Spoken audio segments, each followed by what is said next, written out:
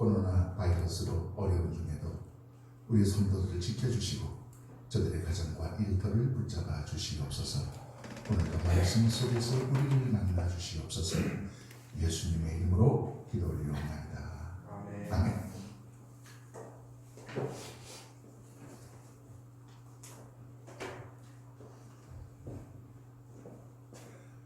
어떤 판사가 있었대요. 네 부인이 자주 외출을 하고 그 가정을 안 지킨 거예요. 그래서 어느 날 이 판사가 재판을 하는 날인데 그날도 아침에 부인하고 대판 부부싸움을 하고 이제 출근을 해서 법정에서 재판을 하는 거예요. 그때는 이제 어떤 사람이더라는 거는 남의 가게에 가서 물건을 훔친 절도범을 재판하는 날인데, 보통 절도범은 그 벌금을 때리거나 어지간하면 집행유예 길어봤자 그 징역 6개월 정도 때리는데, 재판을 하다 보니까 아이 부인이 하고 아침에 싸우던 생각이 자꾸 나는 거예요. 그래서 그 화풀이를 그 재판받는 절도범 제자로 하는 거예요. 이 사람은 남의 물건을 훔쳤기 때문에 사형에 처한다. 판사가 사형이라 그러면 사형에, 그래서 2심, 3심 무슨 구제 제도가 있긴 합니다만 판사의 판결은 그 누구의 간섭도 받지 않고 양심과 헌법과 법에 따라서 판단하는 거예요. 판사가 죄질이 나빠서 사형이 나면 사형이에요. 그래서 그날 그 남의 물건을 훔친 절도죄로 붙잡혀온 죄인은 졸지에 부부싸움한 판사를 만나가지고 사형을 언도받았다. 물론 이제 그 다음에 구제가 됐겠죠. 가정의 문제는 이렇게 사회생활에까지도 영향을 미칩니다. 여러분 그러잖아요. 집안에서 좀 불편한 일이 있었어요. 화난 일이 나왔어요. 근데 출근을 했어. 그러면은 사장님은 부사장 조인트를 까고, 부사장은 열받으면 부장은 조인트 까고, 맨 말단 직원은 어디 화풀이할 데가 없으니까 지나다니는 동네 개 배를 얻어찬다고. 여러분, 이 세 개를 축소하면 나라의 연합이 되고, 국가는 사회의 연합이고, 사회는 가정의 연합입니다. 이 가정은 전체 우주를 구성하는 최소의 단위가 가정입니다. 하나님은 국가를 만들지 않았어요. 사회단체와 이념을 만들지 않았어요. 오직 하나님께서 만드신 것은 아담과 하와를 만들어 짝지어 주심으로 가정관을 만드셨습니다. 이 가정제도는 하나님께서 직접 만드신 소중한 제도입니다. 가정은 신이 인간에게 부여한 가장 중요한 조직단위이며 동시에 하나님께서 은총을 허락하시는 축복의 단위이기도 합니다. 여러분, 십계명에서 살인하지 말라, 도둑질하지 말라, 간음하지 말라, 거짓 증거하지 말라, 이 모든 계명들이 결국은 한 곳으로 수렴이 되는데, 그게 뭐냐면 가정제도와 연관이 있습니다. 살인하면 가정의 물리적 생명을 파괴하게 됩니다. 도둑질을 하게 되면 도둑맞은 가정의 경제적 생명을 파괴하게 됩니다. 간음을 하게 되면 가족의 사랑의 생명을 파괴합니다. 이 모든 것이 결국은 살인, 도둑질, 간음 이런 것들이 가정을 파괴하는 것과 연결됩니다. 이런 의미에서 십계명은 가정의 신성을 보호하려는 그런 의도에서 하나님이 주신 계명이라고 볼 수 있습니다. 가정은 행복의 최소 단위이며 평화의 기본 단위입니다. 우리 가정이 건전하게 존재하느냐 아니면 위태롭게 흔들리느냐, 그것은 국가의 조직과도 연결됩니다. 여러 범죄자들의 경우 결손 가정 출신일 확률이 아주 높습니다. 가정이 건전하지 못하고 흔들리면 그 자녀들이 흔들리고 자녀들이 문제가 되고 사회 문제를 일으키고 결국은 사회에 그러한 범죄를 야기시켜서 사회 전체를 흔들게 됩니다. 여러분, 히틀러가 유대인을 600만 명을 죽였다고 해요. 제가 그 독일 여행 때 그 유대인을 수용했던 수용소를 가봤어요. 이 닭장 같은 수용소에다가 사람이 이렇게 누우면 일어나 앉을 수도 없어요. 높이가 한 45cm, 50cm 되는 그런 그 층층 닭장가에다 사람을 넣어서 이제 재우고 그랬어요. 그리고 가스실에도 가봤어요.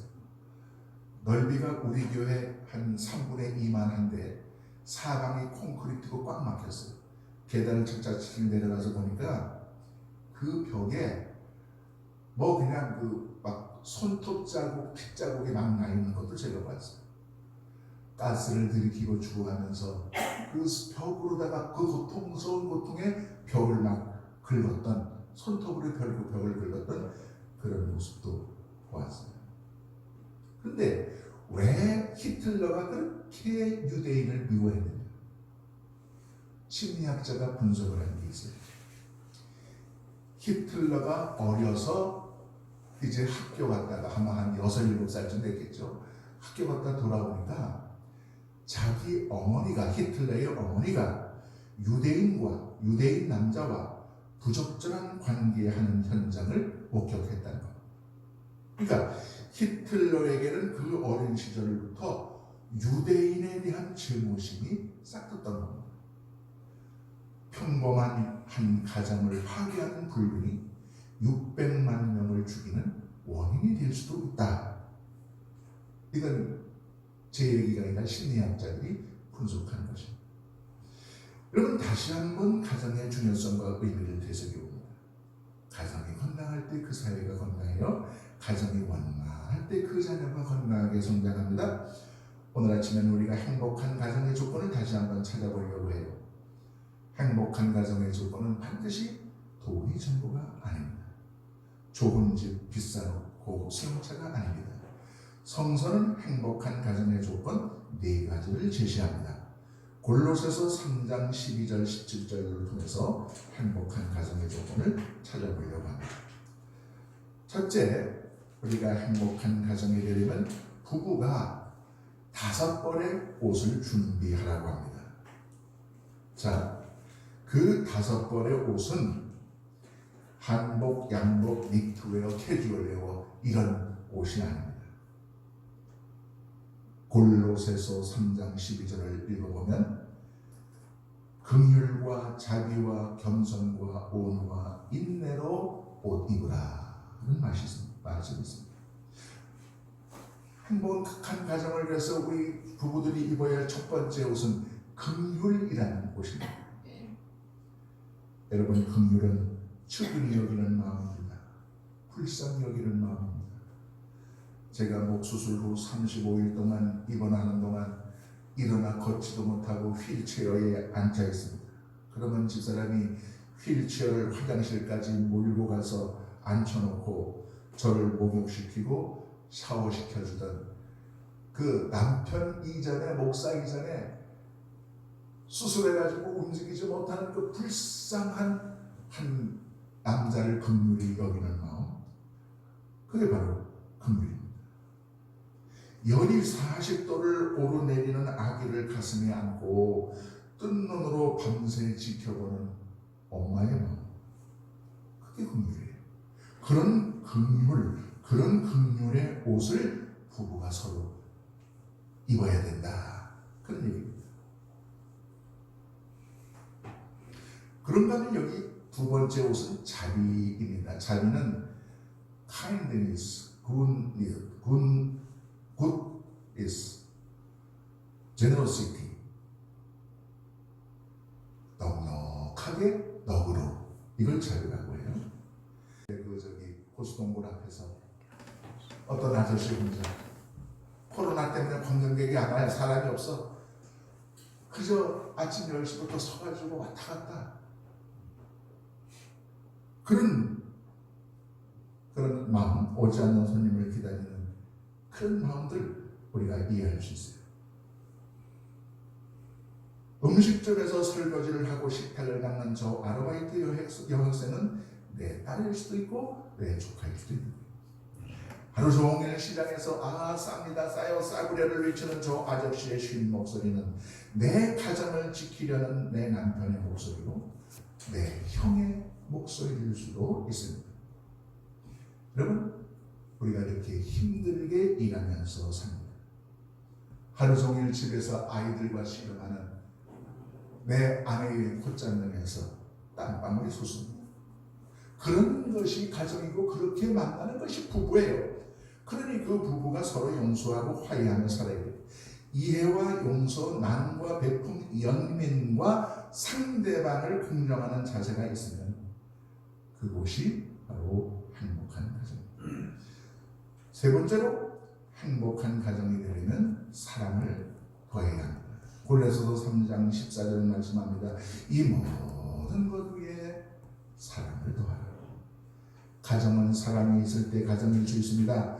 아무리 남녀가 모여 산다고 해도 사랑이 빠지면 그것은 가정이 아니라 집단 수용소에 불과합니다. 사랑은 지옥을 천국으로 만드는 신비한 능력을 가지고 있습니다. 이 사랑이란 추상 언어를 구체적인 개념으로 다시 말하면 그것은 상대방을 위한 희생입니다. 어떤 경우에도 사랑이란 희생입니다. 서로를 위한, 부부가 서로를 위한 희생이 수반되지 않는 한 사랑한다는 것은 한낱 언어 위에 불과합니다. 여러분, 사랑은 가정의 기초요 완성입니다. 서로를 위한 희생하는 마음의 토대 위에 건설되지 않으면 그것은 모래 위에 세운 집일 수밖에 없습니다. 골로새서 3장 14절은 다시 말씀합니다. 사랑은 온전하게 매는 띠다. 모든 것 위에 사랑을 더하라. 사랑으로 맺어진 가정은 결코 헤어지거나 파괴될 수 없습니다.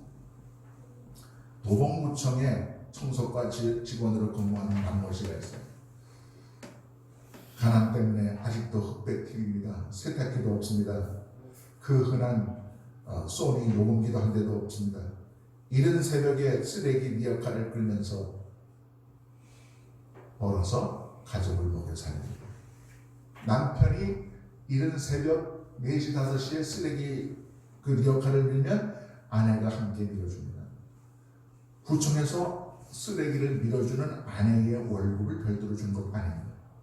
근데 남편이 안쓰러워서 새벽에 함께 밀어줍니다. 남편이 말합니다. 당신 고생시켜서 밀어나고. 아내가 말합니다. 무슨 말씀이세요? 함께 고생해야지요. 저녁 때는 학교 갔다 온 큰 아들놈이 아버지 쓰레기 역할을 밀어줍니다. 아버지가 말합니다. 이놈아, 공부나 하지. 아들이 말합니다.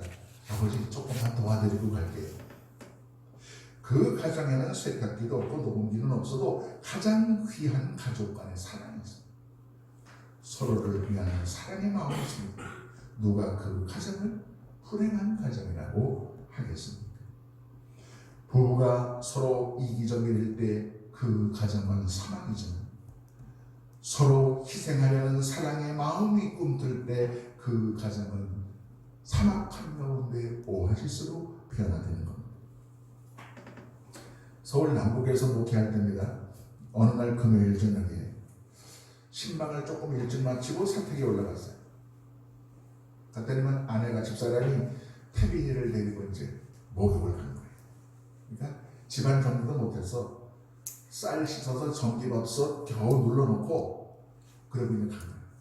엉망이죠. 그래서 내가 주섬주섬 다 치우고 빨래는 세탁기에 갖다 놓고 보리차 끓여놓고 설거지도 해놓고 방마루 청소도 해놨어요. 그랬더니 목욕 갔다 온 집사람이 그거 해놓은 거 보고 되게 좋아하더라고요. 돈 없어서 옷과 보석은 못 사주어도 설거지는 자주 해야겠다 생각을 했는데 자꾸 접시를 깨는 바람에 집사람이 나가서 요즘은 못합니다. 분명히 말씀드립니다. 저는 설거지가 하기 싫어서 뭐 안 하는 게 아니라 그릇을 깨서 집사람이 못하게 해서 안 하는 겁니다.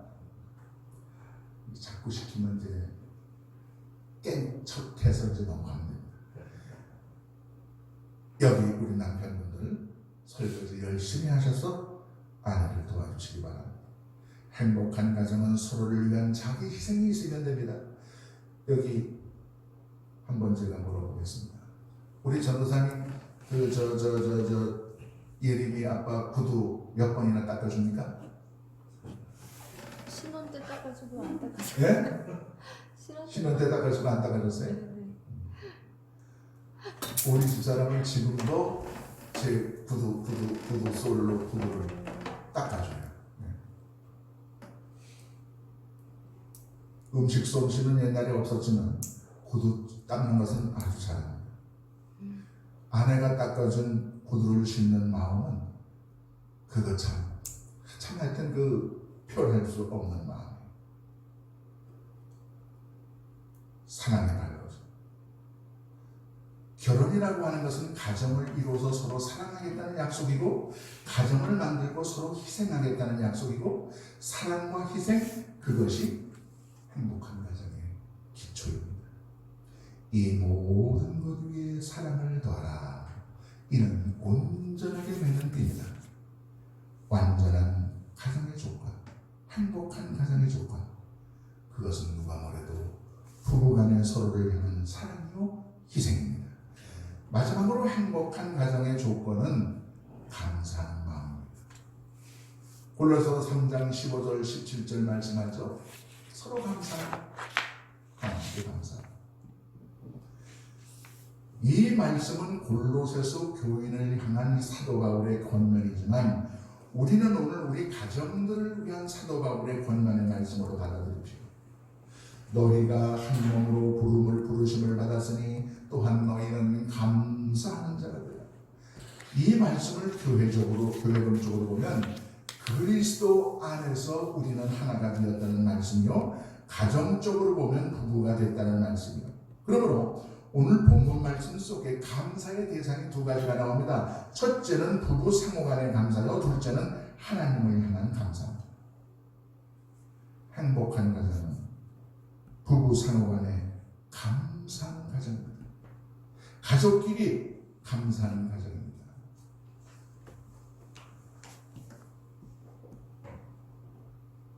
자, 제가 어느 날 예배를 이제 마치고 사택으로 올라가려고 그러는데, 집사람이 먼저 올라가서는 뭔가 서툴렸는지 저 사택 301호 아줌마하고 머리채를 끌어잡고 막 대판 싸우다가 제가 목회할 수 있을까요? 안 됩니다. 당장 사편입니다. 목사가 아무리 몸부림을 쳐도 사모가 교인과 한바탕 싸우고 나면 그 교회 떠나야 돼요. 목회 못합니다. 실제로 사모님과 교인과의 관계 때문에 목회 못하는 목사를 저희 여러 보았습니다. 사모가 집에만 가면 맨날 바가지 긁어서 남편이 기를 죽여가지고 목회를 못하도록 만들어가고 싶어요. 여러분, 실제로 목회가 어려워서 사모 때문에 목회를 포기하는 목사님들 제가 보았어요. 그런데도 저희 집사람은 비록 몸은 아파서 여기 아프다 저기 쑤신다고 해도 절대로 교인과 싸우지 않고 목회를 할 수 있도록 저를 돕고 보좌해줘서 제가 여기까지 왔습니다. 어떤 사람은 들으면 목회 그만하라고 합니다. 그러나 제가 목회를 포기할 순간에도 지금 이 순간 여기서 당신이 목회를 포기하면 안 된다. 제가 이제 총회장 재선에 떨어지고 제천에서 개척을 할 때 아무것도 없죠. 예배당이 있습니까? 교인이 있습니까? 무슨 마이크가 있습니까? 23평짜리 부강 아파트 얻어놓고 안방에서 밥상을 펼쳐놓고 이제 옷을 입고 성경 찬송 꺼내놓고 앞에는 교인은 사모 한 사람 앉아있고, 저는 그래도 주일 예배를 드리기 때문에 2006년 1월 1일이 주일이에요. 앞에 펼쳐놓고, 자 이제 우리 성부와 성자와 성령으로 예배드립시다. 그 총회장 하면서 비서가 모든 걸 다 해주기 때문에 전화도 제 손으로 뭐 걸고 받지 않았어요. 그러다가 갑자기 내 손으로 다이아를 누르려고 하니까 그것도 서툴러 있더라고요. 그래서 내가 이 목사가 너무 이 대접받는 직위에 있으면 목사의 영성은 다 무너져 내는구나. 받들어 섬겨야 하는 것이 목사인데 직원과 비서들로부터 섬김을 받아. 기독교 그 방송 이사를 하면 수위가 엘리베이터 단추까지 누르십니다. 그런데 한번 맞들이니까 이거 전혀 못 쓰겠더라고요. 목사로서는 아주 그냥 사형선고를 맞죠. 그런 것이 좋은 사람은 총회장도 하고 회장도 해도 다 좋은데 우리는 체질이 아니에요. 둘이 예배를 드리는데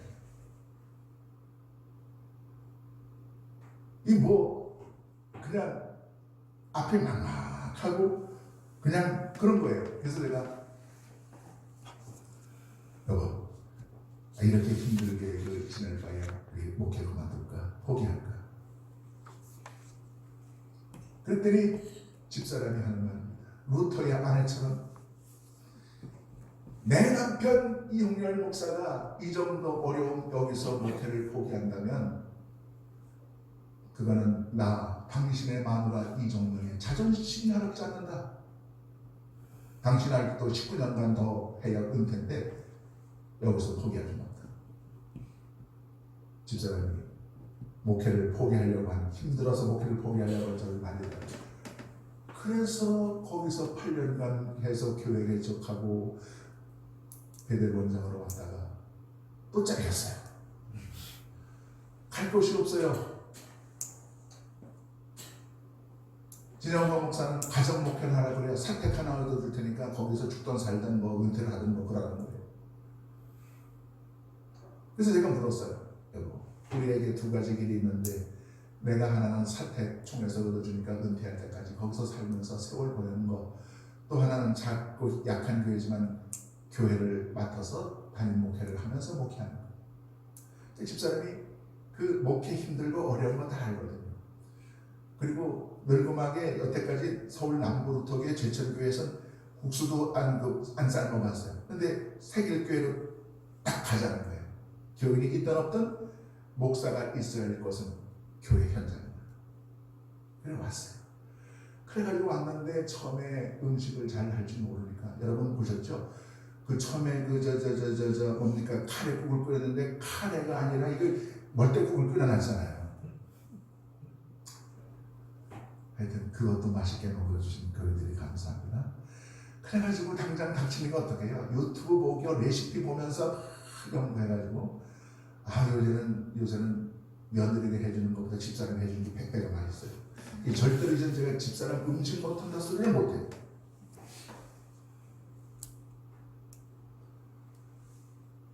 집사람이 만약에 그렇게 한다면 제가 목회를 할 수 있겠어요? 집사람의 도움이 있기 때문에 여기까지 왔어요. 그래서 제가 마음속으로는 늘 집사람한테 감사합니다. 부부간의 감사의 조건을 찾을 때 거기서 행복한 가정이 되는 겁니다. 여러분, 아무리 못났어도 아내의 보살핌이라는 것이 얼마나 소중합니까? 아무리 못마땅해도 남편의 그늘이라는 것이 얼마나 큰 우산인지 모릅니다. 부부간에 감사하세요. 그런가 하면 행복한 가정은 하나님께 감사한다는 거예요. 고린도전서 3장 17절 무엇보다도 하나님께 감사합니다. 하나님께 감사한다는 것은 하나님을 믿는다는 말씀이요, 하나님의 도우심을 받는다는 말씀이요, 하나님께 의지한다는 말씀이요, 하나님을 가정의 주인공으로 모신다는 말씀이 아니겠습니까? 인간적인 모든 조건이 갖추어져도 그 가정에 신앙으로 하나 되는 하나님의 역사하심이 없으면 완벽하게 행복한 가정이 될 수는 없습니다. 모든 조건이 갖추어져도 그 가운데 역사하시는 그 가정 속의 역사는 하나님의 임재가 있을 때 그 가정은 영원히 행복한 가정이 됩니다. 서로를 위하는 마음으로 긍휼과 자비와 겸손과 부모가 인내의 옷을 입으십시오. 그리고 부부가 어지간한 일은 서로 용서하십시오. 무엇보다도 용서 위에 가정을 지키기 위해서 땀 흘려 수고하는 부부가 서로를 위해서 사랑을 도와십시오. 사랑은 너를 위한 나의 희생을 의미합니다. 그리고 서로에게서 감사의 조건을 찾으십시오. 용어, 초모 뜯어보면 그래도 쓸만한 게 많이 있습니다. 무엇보다도 하나님께 감사하는 가정이 되십시오. 하나님을 그 중심에 모시는 가정이 되십시오.